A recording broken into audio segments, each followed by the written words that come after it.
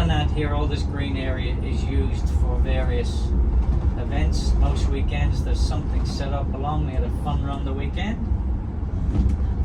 But it is in fact still gazetted as our airport, because it was in fact our very first airport. Once a year they'll bring a couple of light aircraft in and land them right here along the esplanade on Riverside Drive, and that maintains its status as an official airport.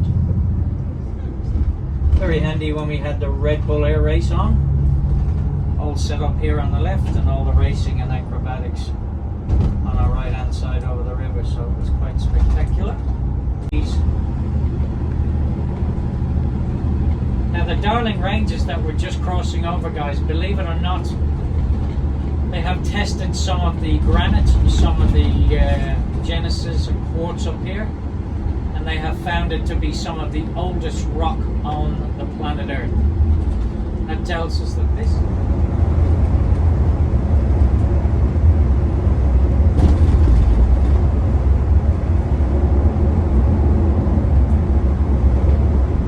we're going to turn off the Great Eastern Highway in a little while. Obviously, like I said, if we kept going straight out the road, city from Scotland.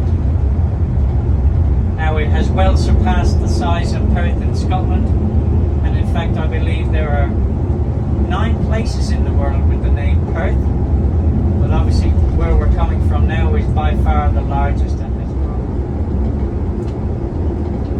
world. So straight ahead, Kalgoorlie, we're going to turn right on the Great Southern Highway and head to York. Now York became the very first inland town after settlement. It basically was founded only a couple of years after settlement in around 1831, I believe. But so they came further afield in their rowboats, and they selected the area we in 29. Now if anybody's interested, I do actually have a photograph of that jewellery box, but there is a very interesting story on that, and that is obviously it was made from the rolling hills of Yorkshire, and when we go out here you'll get to see. So that's when the people came out and explored further afield out here. That's how it got its name. It resembled some of those beautiful rolling green hills of a gold coin donation to go and visit that. And that is in fact our oldest public building here. And after that the jail became a police station, a storage facility through Fremantle and on up to the city of Perth. Now I mentioned 1770, much later, but well before that we may well have been speaking French. If in fact you do get to go to Rottnest Island, guys, you will certainly get a chance to see those beautiful quokkas. Ah, look at this beautiful. That's having a hard day at work.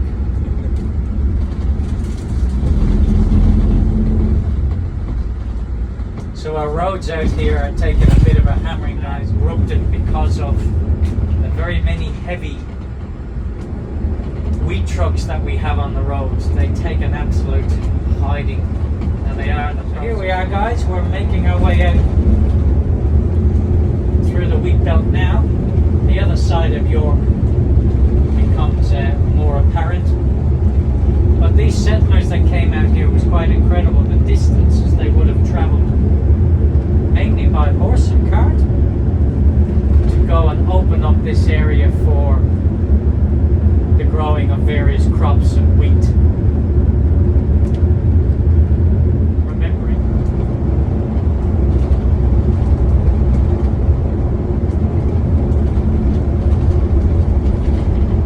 That is on its way to either Kwinana or maybe further down south to be sold and processed. So there are grain trucks on the road all year round. Obviously around late November and December is where the peak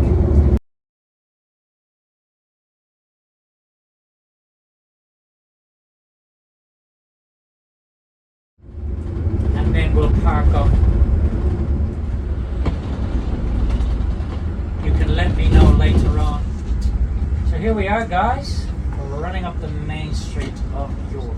On the left here, guys, is our town hall. Just behind there are toilet facilities.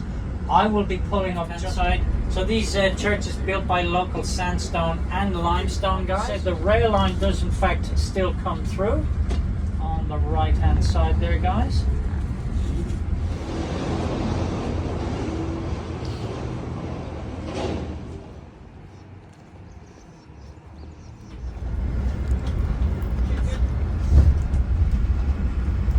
Like I said, it's a private residence now, but some very ghostly stories have come out of that building.